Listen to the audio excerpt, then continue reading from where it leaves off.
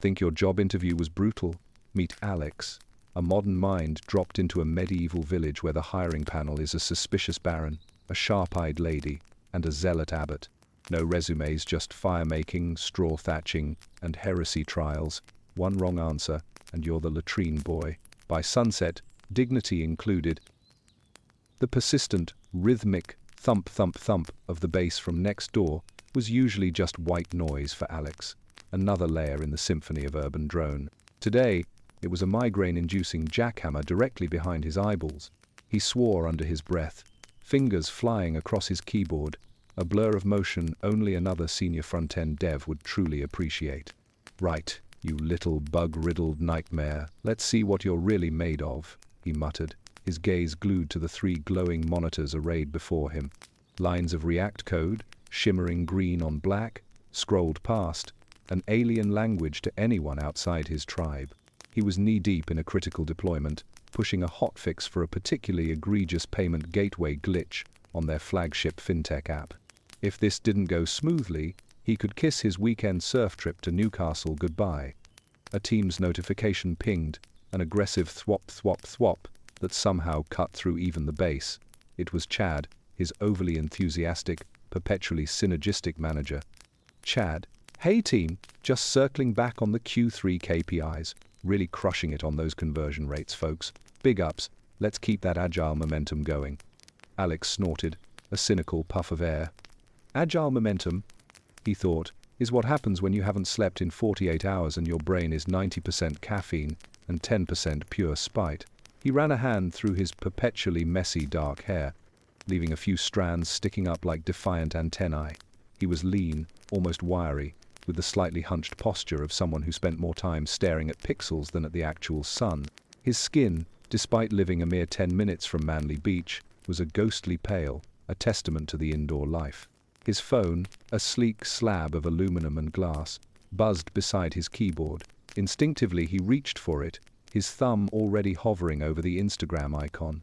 A notification from the Sydney Dev Bros WhatsApp group. He chuckled, probably another meme about blockchain or the latest JavaScript framework. Instead, it was a link to a bizarre article. AI unlocks quantum time displacement for medieval job placement. Your new career awaits. Phew, seriously? Alex scoffed aloud, rolling his eyes. Next, they'll be telling me I can run a full stack on a potato battery. The chat thread below the link was full of emojis, laughing faces, thinking faces, and one particularly disturbing gif of a knight riding a unicycle. Liam, yo Alex, wanna trade places with a medieval serf? Think of the authentic user experience. Sarah, bet Alex would fail the fire starting assessment lol. Ben, nah, he'd just try to explain cloud computing to a monk and get burned at the stake for witchcraft. Alex snorted again, a dry, humorless sound. Witchcraft? He scoffed. Please, I'd just tell them to restart their router. He typed a quick reply, a witty retort about medieval internet speeds and the sheer inefficiency of a world without APIs. He took a long, hot gulp from his oversized coffee mug, the lukewarm liquid tasting vaguely of regret and burnt beans. The bass next door thumped harder, vibrating through the floorboards. Thump, thump, thump, annoying but ignorable. He refocused on the code, his brow furrowed in concentration. One more bracket, one more semicolon. The payment gateway was still throwing a 500 error, mocking him. You're mocking me, aren't you? He muttered to the screen, leaning closer. Trying to break me. Well, not today, Satan. He was about to hit deploy when the rhythmic thump thump thump from next door suddenly intensified. It wasn't just bass now. It felt like the very walls of his apartment were shuddering, vibrating with an unnatural frequency. The lights flickered wildly, the hum of his monitors changing pitch, rising to a high-pitched whine. His coffee mug rattled precariously on his desk. Whoa, easy there, rave party, Alex muttered, genuinely startled. He instinctively reached for his noise-cancelling headphones, but they were no longer on his head. He glanced around, confused. The room was bathed in a strange flickering light, not from his monitors, but from everywhere at once. It was a searing, brilliant white, pulsing and growing, swallowing the familiar contours of his apartment. The whine became a piercing shriek, assaulting his eardrums. He tried to stand, but his legs felt like jelly. The floor beneath him seemed to dissolve, replaced by a terrifying sensation of falling, a dizzying, nauseating plunge through pure, blinding light. The smells of his apartment, old coffee, dust, and his own anxiety were replaced by something else: damp earth, green growing things, and a faint, unsettling tang of manure. His last conscious thought was a fleeting, desperate wish for Wi-Fi. Then darkness. He came to with a gasp, sprawled on something cold, damp, and distinctly lumpy. His back ached, and his head throbbed with a dull, insistent pain. The air, far from the climate-controlled comfort of his apartment, was shockingly cold and humid, tasting of wood smoke and something vaguely like unwashed animal. His eyes snapped open, blinking against the gloom. Above him, not his familiar ceiling, but a canopy of dense, unfamiliar trees, their dark branches silhouetted against a bruised grey sky. The ground beneath him was not polished floorboards, but rough, muddy earth, littered with decaying leaves and twigs. He pushed himself up onto his elbows, wincing. His worn band t-shirt and cargo shorts were covered in grime. His expensive sneakers were soaked through, sinking into the mire. A guttural, high-pitched bleating sound ripped through the stillness, uncomfortably close. He spun his head, his heart hammering against his ribs. Through a gap in the trees he saw a rough, rudimentary wooden fence, and behind it the shadowy outlines of what looked suspiciously like a sheep, a very smelly sheep. Then, from further off, came the unmistakable sounds of human activity, the distant clang of metal on metal, the low murmur of voices speaking a language he couldn't even begin to place, and the pervasive, cloying stench that now assaulted his nostrils, something undeniably organic, deeply unpleasant, and altogether medieval. Alex looked down at his mud-caked hands, then back at the unfamiliar, terrifyingly real landscape. He felt a cold dread seep into his bones, far worse than any bug he'd ever encountered. "No," he whispered, his voice hoarse. "No, no, no. This isn't a game. This isn't a joke. This isn't Sydney." His phone, instinctively patted for, was nowhere to be found. Neither was his wallet or his keys. Just mud, trees, and the overwhelming smell of a world utterly alien. Alex woke with a groan, the dull ache in his head now a persistent throb. The cold, damp earth had done little for his back. He blinked, the grey light filtering through the tree canopy doing nothing to dispel the lingering confusion. This wasn't a dream. The smells were too real, too pungent. A cloying mix of damp soil, something vaguely animalistic, and an underlying, unmistakable whiff of human waste that made his stomach churn. Sydney's air, even with its occasional pollution, was a pristine mountain spring compared to this. He pushed himself up, wincing as a sharp twig dug into his palm. His cargo shorts were plastered with mud, and his band t-shirt felt heavy and cold. His expensive sneakers, usually pristine, were now caked in what he desperately hoped was just dirt. "Okay, Alex, deep breaths," he muttered, his voice sounding thin and reedy in the oppressive silence. "This is an immersive experience, a very, very realistic one. Probably a new VR tech demo gone rogue." He tried to conjure a mental image of his apartment, the glowing screens, the comforting hum of his server rack. Nothing. Just trees, mud, and the distant bleating of that damn sheep. He stumbled out of the small copse of trees, his eyes adjusting to the dim light. The sight that greeted him stole the air from his lungs. Before him lay not a modern suburb, but a scattering of crude, thatched-roof huts, their walls made of wattle and daub. A few skinny chickens scratched in the dirt. A small, unpaved path, little more than a muddy track, wound between them. There were no power lines, no cars, no concrete, just wood and mud and straw, and the smell. Oh God, the smell. It was a pervasive, organic tang of unwashed bodies, stale wood smoke, and something indefinably old. A child, no older than 5, with wide, dirt-smudged eyes, and a tunic that looked like it had been through a war, spotted him first. The child froze, then let out a piercing shriek, pointing a tiny, grubby finger. Immediately, heads popped out of doorways. Men and women, dressed in rough homespun tunics and breeches, their faces weathered and suspicious, emerged from the huts. They carried crude tools, a hoe, a sickle, a pitchfork. their eyes narrowed and wary, fixed on Alex. Hey there, Alex managed, raising a tentative hand. Look, I think there's been a misunderstanding. I'm Alex. From, well, not here. Big fan of historical reenactments, though. You guys really nailed the aesthetic. He attempted a reassuring smile, which probably looked more like a nervous tic. Their response was a chorus of guttural shouts, a language completely alien to him. It sounded harsh, full of hard consonants and rolling R's. They began to advance, slowly, cautiously, their expressions shifting from suspicion to outright fear, some crossing themselves. One burly man, holding a heavy wooden club, stepped forward, his face a mask of distrust. "Whoa, easy, big fella," Alex said, backing away slowly. "No need for the caveman routine. I'm just looking for the exit, or maybe a Wi-Fi hotspot. Anyone got a spare dongle?" He tried to mime typing on a phone, then pointing to the sky. The man with the club just grunted, gesturing menacingly towards the keep in the distance. After a tense, incomprehensible exchange, and a lot of pointing and shoving, Alex found himself being roughly escorted by two silent, grim-faced men towards the large stone structure he'd seen earlier. It was a keep, not a castle, but still imposing, with thick, unadorned walls and a heavy wooden gate. The path was uneven, muddy, and strewn with what he desperately hoped were just animal droppings. His expensive sneakers, designed for urban pavements, squelched with every step. They passed through the gate, which groaned on massive hinges, and into a central courtyard. The air here was even heavier, laden with the scent of unwashed livestock, damp straw, and the metallic tang of something he didn't want to identify. Chickens scratched around, and a few pigs rooted in the mud near a trough.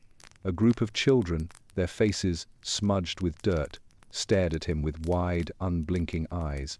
He was pushed through another heavy door, into a large, dimly lit hall.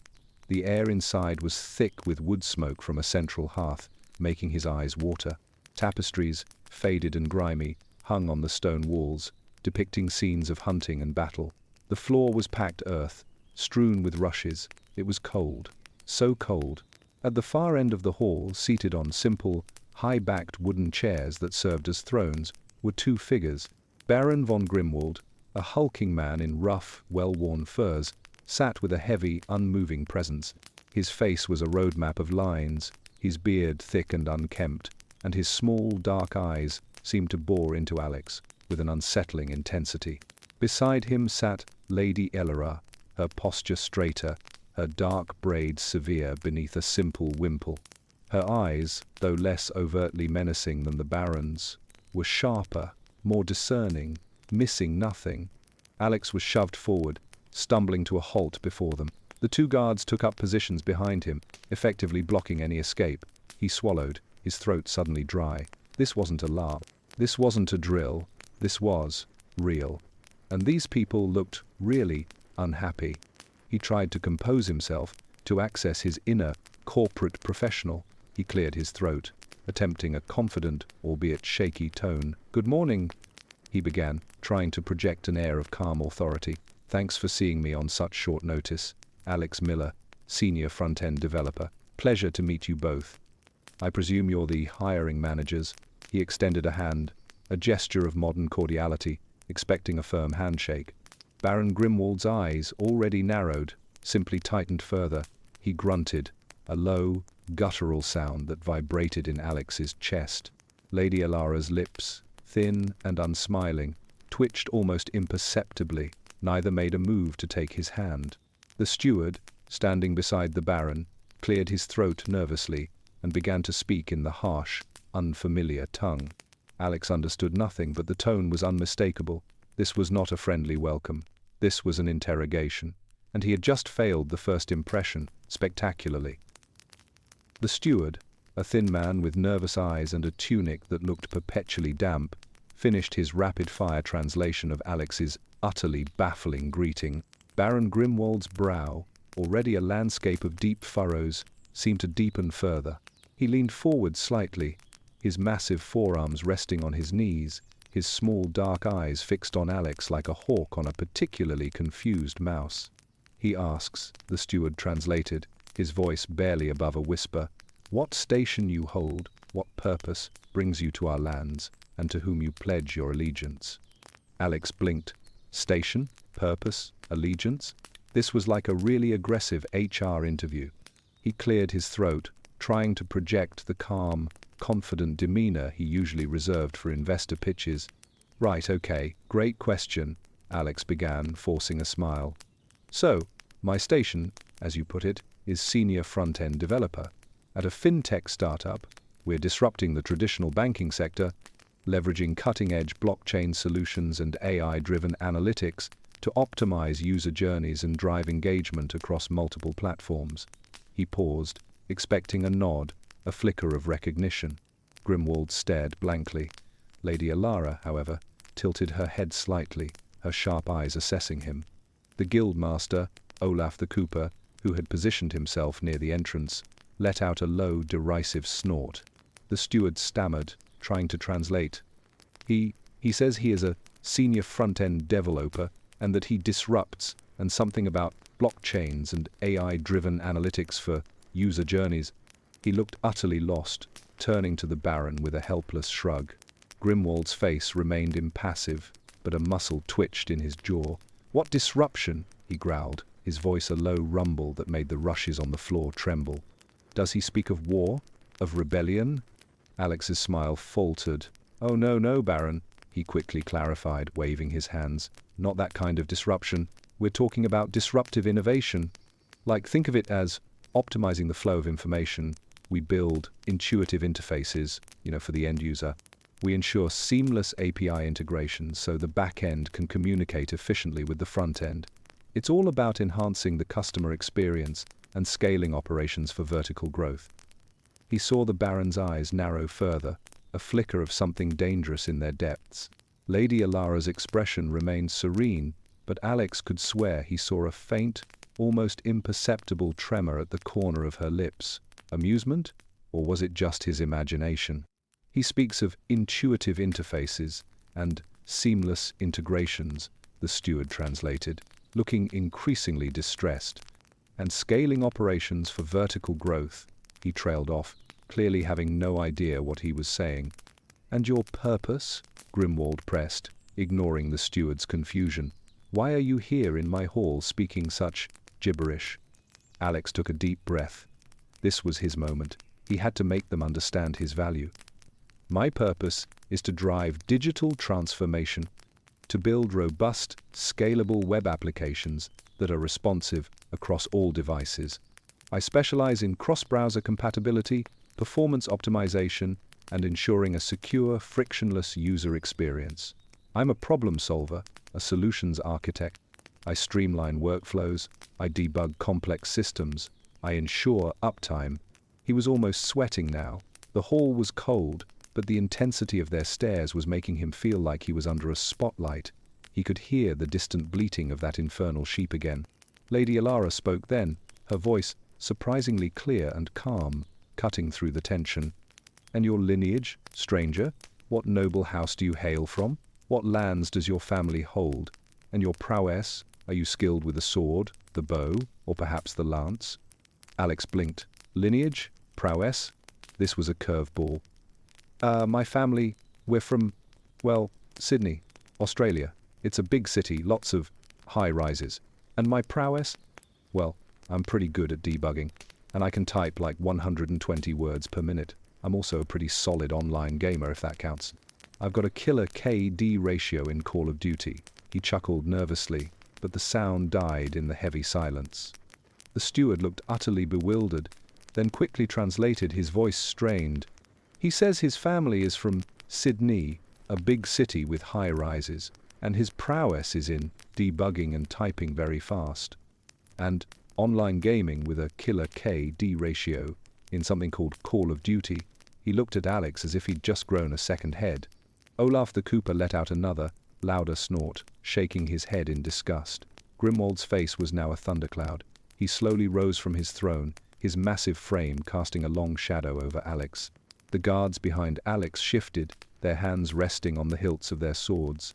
The air in the hall seemed to thicken, suddenly charged with a palpable sense of menace. Oh, crap.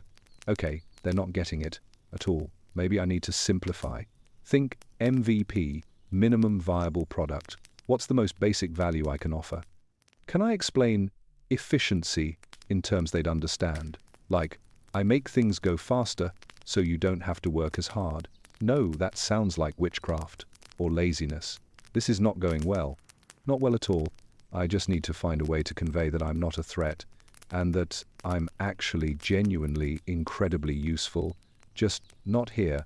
Grimwald took a slow, deliberate step towards Alex. His voice, when he spoke, was low and dangerous. You speak of apps and KD ratios and digital transformation. Words I have never heard. Skills I cannot fathom. Are you a fool, boy, or are you mocking me? Or worse, are you a sorcerer, speaking in tongues to bewitch us? Alex's eyes widened. Sorcerer? Witchcraft? Oh, this was not in the job description. No, Baron, absolutely not. I'm just from a different time, a very, very different time. It's like future tech, not magic. Think of it like a really advanced abacus or a very fast messenger pigeon service. His desperate explanations only seemed to fuel their suspicion. The abbot, who had been sitting quietly in a corner, observing with a keen, almost unnerving intensity, now leaned forward, his eyes fixed on Alex with a new, chilling focus. The interview had just taken a very, very dark turn. Baron Grimwald's eyes, already narrowed, now glinted with a dangerous suspicion. Future tech, he rumbled, his voice low and menacing. Or the devil's whispers, we shall see. He gestured to the guildmaster, Olaf the Cooper, who stepped forward with a grim, satisfied look. Words are wind, stranger, Olaf grunted, his voice like grinding stones. Here, we judge a man by his hands, by what he can do. He turned to the steward, barking orders in their harsh tongue. The steward scurried off, returning moments later with a collection of objects that made Alex's heart sink. First, a bundle of straw and a small, crude wooden frame. The roof of the stable needs mending, the steward translated, pointing to a gaping hole in a nearby outbuilding. Show us how you transform this. Alex stared at the straw. His experience with roofing extended to complaining about leaks in his apartment building. Right, roofing. Okay. He picked up a handful of straw, feeling the rough, brittle texture.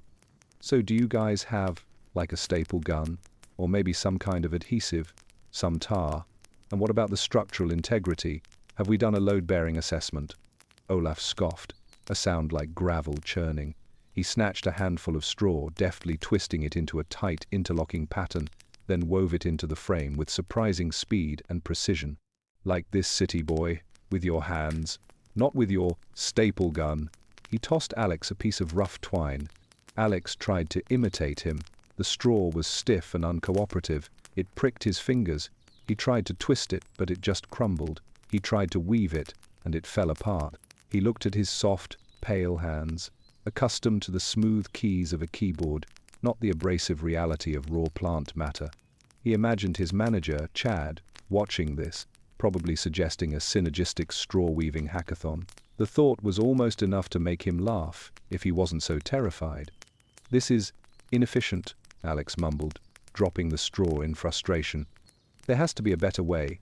Can't we just, 3D print a roof section, or at least use some kind of prefabricated panels? Olaf merely grunted, shaking his head. Lady Elora watched, a faint, almost imperceptible smirk playing on her lips. Baron Grimwald's eyes were cold, confirming his initial assessment of Alex's uselessness. Next, the steward presented a small, flat piece of flint and a chunk of iron. Make fire, he said simply. Alex stared at the implements. Fire? Like with a lighter or a gas stove? Do you have any matches? A blowtorch? He remembered a YouTube video he'd seen once, a survivalist demonstrating flint and steel. It looked easy. It was not. He scraped the flint against the iron, producing a few pathetic sparks that died instantly. He tried again, harder, faster. Nothing. His fingers ached. He blew on the non-existent embers, making himself lightheaded. He imagined himself trying to explain thermodynamics to them, or the concept of a combustion engine. It was futile. This is primitive, Alex complained, dropping the flint. In my time, we just click a button, or use an app. There's literally an app for everything. Olaf stepped forward, snatched the flint and steel, and with 2 swift practice strikes, sent a shower of sparks onto a small pile of tinder. A tiny wisp of smoke curled upwards, then a flame. He looked at Alex with utter contempt. A child could do this, stranger. Are you less than a child? Alex felt a flush of humiliation burn his cheeks. The trials continued. He was given a handful of unfamiliar weeds and told to identify the edible ones. He sniffed them cautiously, then recoiled. They all look like weeds. Is there a QR code I can scan? Or a plant identification app? I'm pretty sure that one's poisonous, actually. Or it could be a highly aggressive, invasive species. We should probably run a full environmental impact assessment before ingesting anything. Lady Alara, with a swift, practiced motion, plucked a few leaves, rubbed them between her fingers, and then popped one into her mouth, chewing thoughtfully. She looked at Alex as if he were a particularly dim-witted pet. Finally, he was led to a small, muddy plot of ground. A crude wooden plough lay nearby. Plant the seeds, the steward instructed, gesturing to a small bag of grain. Alex stared at the plough. It looked heavy and inefficient. You want me to plough? With that? Manually? What about a tractor? Or a drone for aerial seeding? This is going to take forever, and my back is already killing me. Is there like a chiropractor in the village? Or at least some paracetamol? He picked up the plough, grunting with the effort. It was unwieldy, heavy, and sank into the mud. He tried to drag it, but it just dug in deeper. He looked at the vast unploughed field stretching out before him, then at his soft, uncalloused hands. The sheer scale of the manual labor was overwhelming. Olaf the Cooper, watching his pathetic attempts, shook his head slowly. He is less than useless, he rumbled to the Baron, his voice thick with disdain. His hands are soft, his mind is weak. He cannot build, he cannot feed himself, he cannot even make fire. He is a burden. Baron Grimwald nodded, his face grim. Indeed, he said, his eyes fixed on Alex's floundering form. A man without hands is no man at all in these lands. The assessment was clear. Alex had failed the practicals, and the look in their eyes suggested that failure might carry a far heavier price than a bad performance review. The practical tests had been a humiliating disaster. Alex, covered in mud, smelling faintly of smoke and unidentifiable plant matter, was led back into the Baron's hall. His humiliation was palpable, a hot flush that burned his cheeks despite the chill in the air. He could feel the eyes of the Baron, Lady Alara, and Olaf the Cooper boring into him, their silent judgment louder than any shouted insult. The steward, looking increasingly uncomfortable, cleared his throat. The Baron now wishes to assess your understanding of our ways, of our society, of your place within it. Alex swallowed. Okay, soft skills. He could do soft skills. He'd aced countless behavioral interviews. Right, cultural fit. I'm all about synergy and collaboration, fostering a positive work environment, leveraging diverse perspectives. Grimwald cut him off with a sharp gesture. Tell me, stranger, he rumbled, his voice devoid of warmth. When a peasant wrongs a noble, what is the proper course of justice? Alex blinked. Justice. Okay. Well, in my time, we have a robust legal framework. Due process is key. You'd gather evidence, present it to a jury of peers, ensure the right to counsel, and then a judge would issue a fair, impartial ruling based on established law. It's all about transparency and accountability. The steward translated, his voice growing more strained. Grimwald's eyes narrowed. A jury of peers, he scoffed. The peasants' peers are other peasants. What do they know of justice? The noble's word is law. If a peasant steals a loaf, he loses a hand. If he strikes a knight, he loses his life. That is justice. Swift, decisive. Alex felt a cold knot form in his stomach. But that's barbaric. What about rehabilitation? What about restorative justice and proportionality? You can't just lop off someone's hand for a loaf of bread. That's a human rights violation. Lady Alara's serene expression finally broke, a flicker of something akin to shock crossing her face. Olaf the Cooper let out a disgusted snort. Human rights? Grimwald growled, leaning forward. What rights does a peasant have beyond the right to serve his lord and his god? You speak treason, stranger. Before Alex could dig himself deeper, a new voice, calm and resonant, cut through the tension. Perhaps the stranger speaks of a different kind of law, Baron, one not of man but of spirit. Alex turned to see the abbot, Brother Theron, rise from his seat in the corner. He was a tall, thin man in severe black robes, his face pale and scholarly, framed by a tonsured haircut. His eyes, magnified by crude spectacles, held an unsettling intensity. He clutched a small, intricately carved wooden crucifix. "Tell me, son," the abbot intoned, his voice measured, "what is your understanding of sin, of salvation, of the divine order that governs all creation?" Alex shifted uncomfortably. Religion, right. He hadn't been to church since he was a kid, and even then, it was mostly for the free biscuits afterwards. Well, Abbot, I'm more of a spiritually curious but not religiously affiliated kind of guy. I believe in, universal human values, empathy, rationality, the scientific method, and, being a good person, the golden rule, right? Treat others as you'd want to be treated. The abbot's brow furrowed. The golden rule, yes, but from whence does it spring? From man's fleeting desires or from God's eternal wisdom? Do you deny the Holy Trinity? Do you deny the sacrifice of the Son? Do you deny the very existence of heaven and hell? Alex tried to explain, "Look, I respect everyone's beliefs truly, but my worldview is more evidence-based. We have quantum physics now, and neuroscience. We understand the universe through observable phenomena, not ancient texts. I mean, no offense, but a lot of that stuff is pre-enlightenment, The abbot's face went rigid. His hand tightened on his crucifix. "Pre-enlightenment?" he whispered, his voice dangerously soft.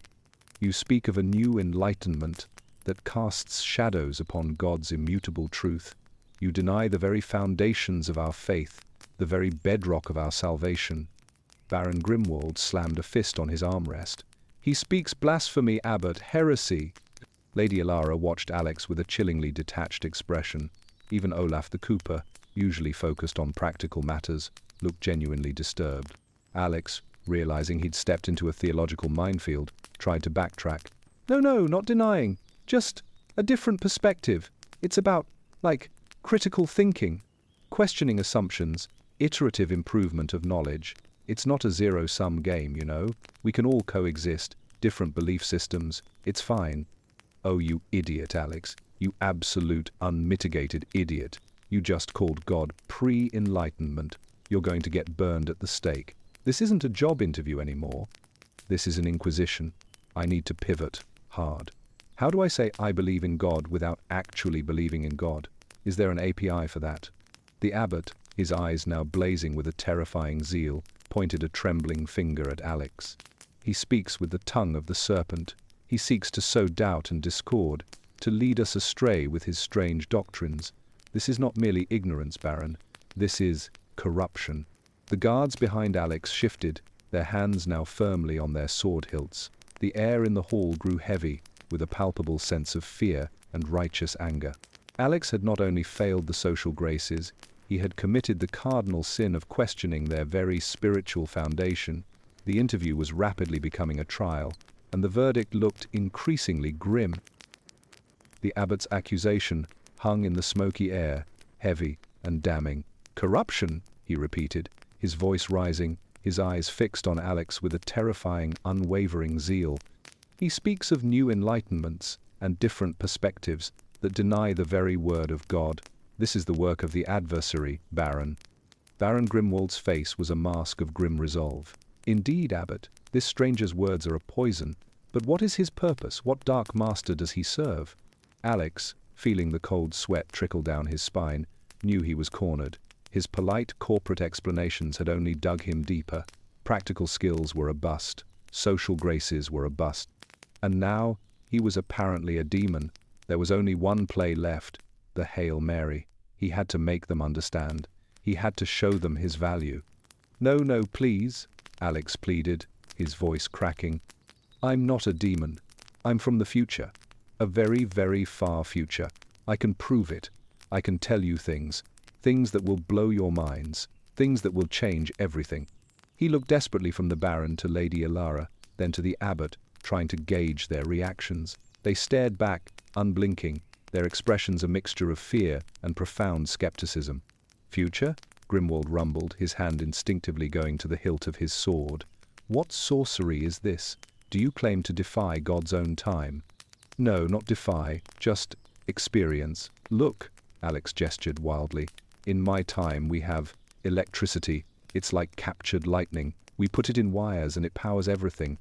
Lights, machines even little boxes that show moving pictures and voices from across the world. The steward translated, his voice trembling. The medieval panel reacted with a potent, visceral fear. The guildmaster, Olaf, spat on the rushes. Lady Alara subtly drew her shawl tighter around her. The abbot's eyes widened, his lips moving in silent prayer. Moving pictures? Grimwald scoffed, though a flicker of unease crossed his face. Are you a conjurer of illusions, then? A trickster of the eye? No, it's not an illusion. It's science. We have these things called cars. They move without horses, and airplanes, giant metal birds that fly through the sky carrying hundreds of people. And internet, it's like a giant library, but all the books are connected, and you can talk to anyone, anywhere, instantly.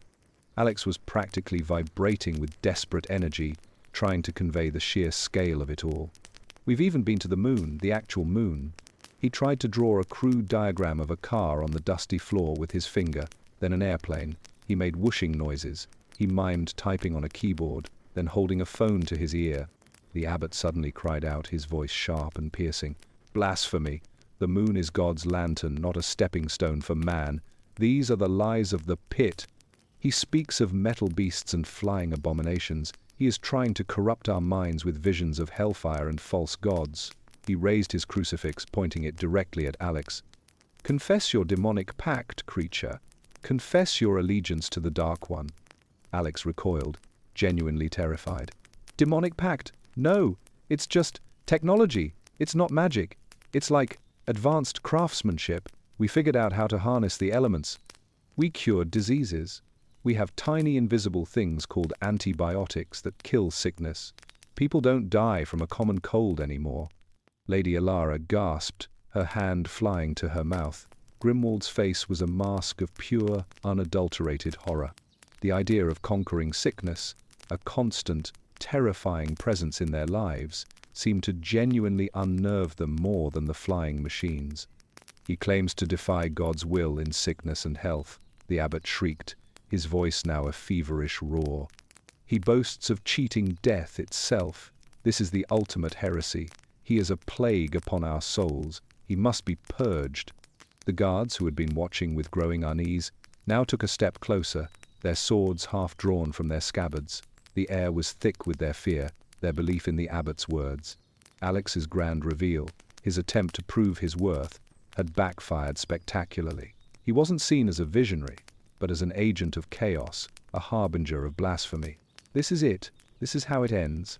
Not with a whimper, but with me trying to explain Wi-Fi to a bunch of terrified medievals. I'm going to be burned, or drawn and quartered. All because I tried to explain the internet. My entire existence, my entire skill set, is literally a death sentence here. I just wanted to deploy a hotfix.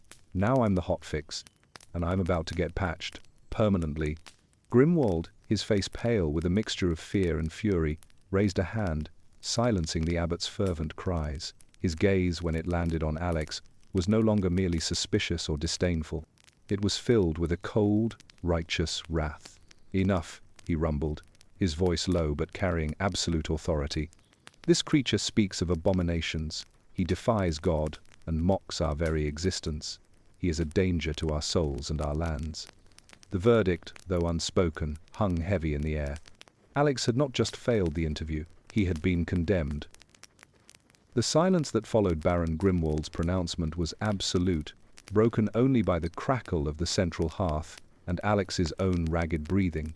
The air in the hall felt thick, heavy with unspoken judgment. Alex stood frozen, the abbot's fervent accusations still ringing in his ears, the guards' swords glinting menacingly in the dim light. He knew with a chilling certainty that this was no longer an interview. This was a tribunal. Baron Grimwald slowly resumed his seat, his gaze never leaving Alex. Lady Alara watched him with a detached, almost clinical interest, her earlier amusement entirely gone. Olaf the Cooper stood with his arms crossed, his face a mask of grim satisfaction. The abbot, still clutching his crucifix, now looked less like a zealous accuser and more like a weary judge, his eyes filled with a profound sadness for Alex's perceived lost soul. Grimwald nodded to the steward. "Speak the judgment," he commanded, his voice a low, final rumble. The steward, his face pale, cleared his throat.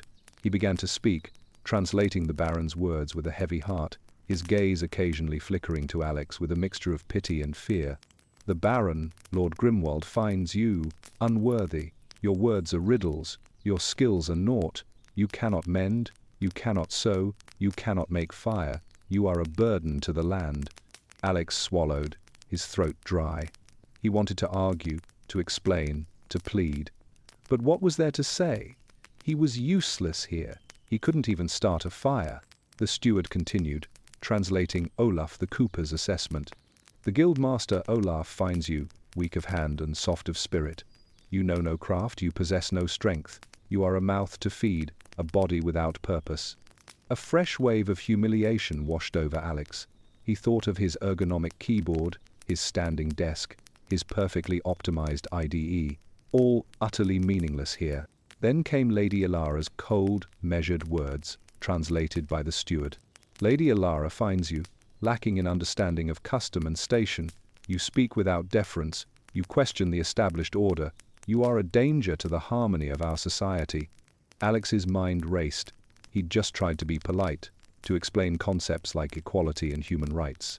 Here, that was a threat. Finally, the abbot, Brother Theron, stepped forward, his voice resonating with a chilling authority.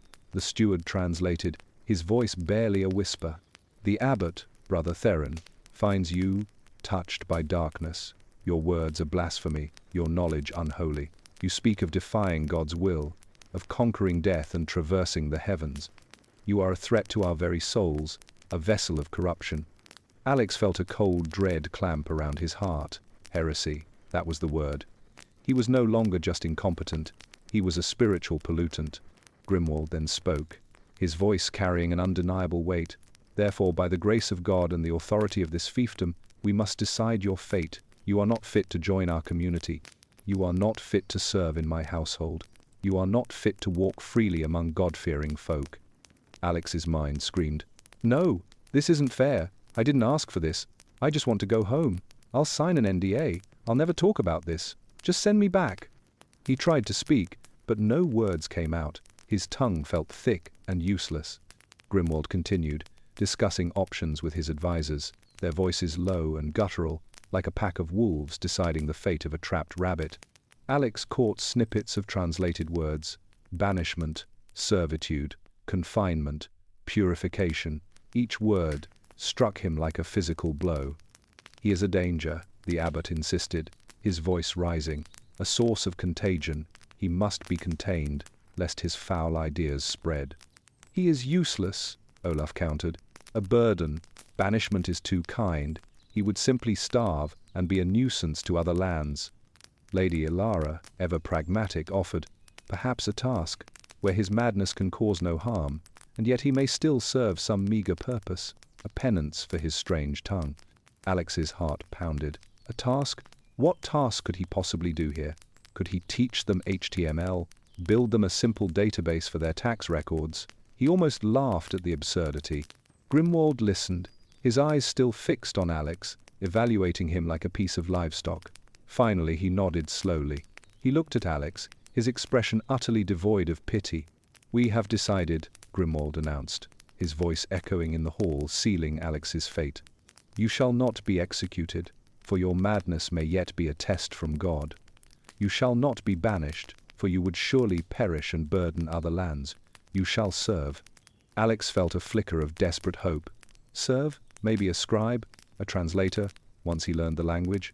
A court jester, at least he could tell them some knock-knock jokes. Grimwald's next words, translated by the steward with an almost apologetic grimace, crushed that hope utterly. "You shall serve in the lowest station, a penance for your strange tongue and your useless hands. You shall serve where your madness can harm no one, and where your unique talents can be put to their most fitting use." Alex's stomach dropped. He didn't know what that meant, but the look on the steward's face, the grim satisfaction on Olaf's, and the cold, almost triumphant glint in the abbot's eyes told him it would be far, far worse than anything he could imagine.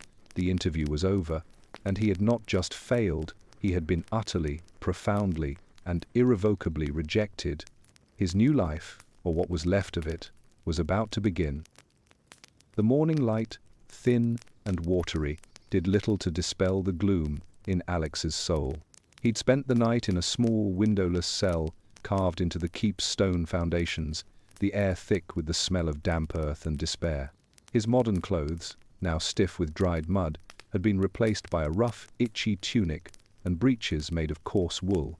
They chafed against his skin, a constant reminder of his new grim reality.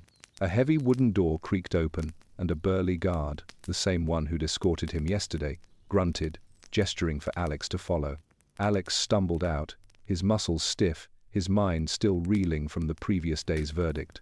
He had failed, spectacularly, and now he was to serve. But how?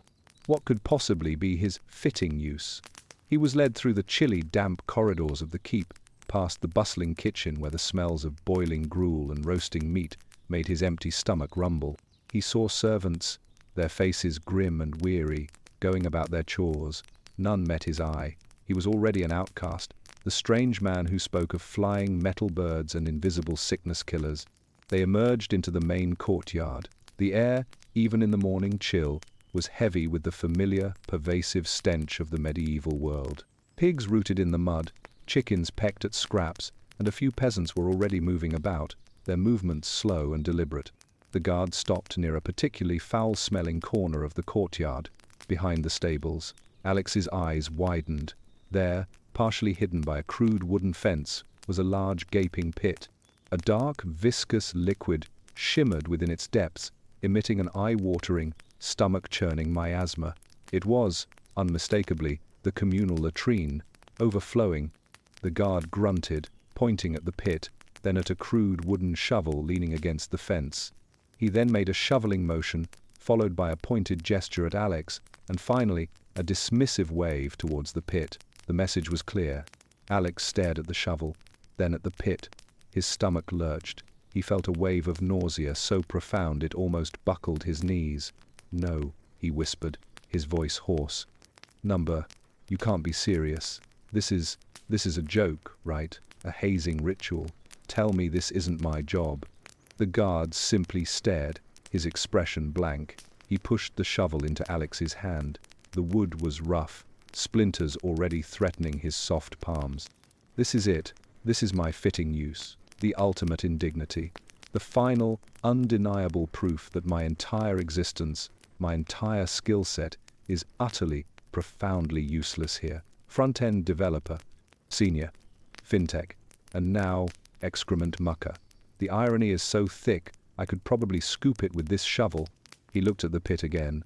The surface bubbled slightly, releasing new, horrifying odors. He could see things floating in it, things he didn't want to identify. His brain, accustomed to the clean lines of code and the sterile environment of his home office, screamed in protest. He thought of his meticulously clean bathroom, his expensive hand soap, the automatic air freshener. He was a hypochondriac, for crying out loud. This was his personal hell. He imagined Chad, his manager, giving him a performance review. "So, Alex, how are those synergistic waste management solutions coming along? Are we hitting our effluvium throughput targets?" The thought was so absurd, so utterly divorced from his current reality, that a hysterical giggle escaped his lips. It quickly morphed into a choked sob. He felt tears sting his eyes, partly from the sheer, overwhelming stench, and partly from the profound despair. His life, as he knew it, was over. His career, his identity, his comfort, all gone, replaced by a wooden shovel and an endless pit of human waste. The thought of his girlfriend, Chloe, back in Sydney, probably complaining about slow Wi-Fi, was almost unbearable. She'd never believe this. He barely believed it himself. He raised the shovel, the rough wood grating against his skin. It felt impossibly heavy. He looked out beyond the keep walls, at the distant, unfamiliar hills, then back at the steaming, putrid abyss before him. There was no escape, no app for this, no hotfix, no deployment. "Right," he muttered, his voice barely a whisper, a strange mix of resignation, and utter defeat. Okay, new sprint. User story: Alex, the excrement mucker, effectively manages waste disposal for the feudal lord. Acceptance criteria: don't die of dysentery, don't drown in this, and try not to cry. He took a deep, shuddering breath, the foul air filling his lungs, and plunged the shovel into the putrid depths. The squelch was sickening. He gritted his teeth, his face contorting in disgust. This was the ultimate, undeniable proof of why he wouldn't pass the medieval interview. His skills, his knowledge, his entire being were utterly, tragically, hilariously irrelevant. He was a modern man, trapped in a medieval nightmare, condemned to the lowest, most pungent rung of society, and there was no escape, just the shovel, and the pit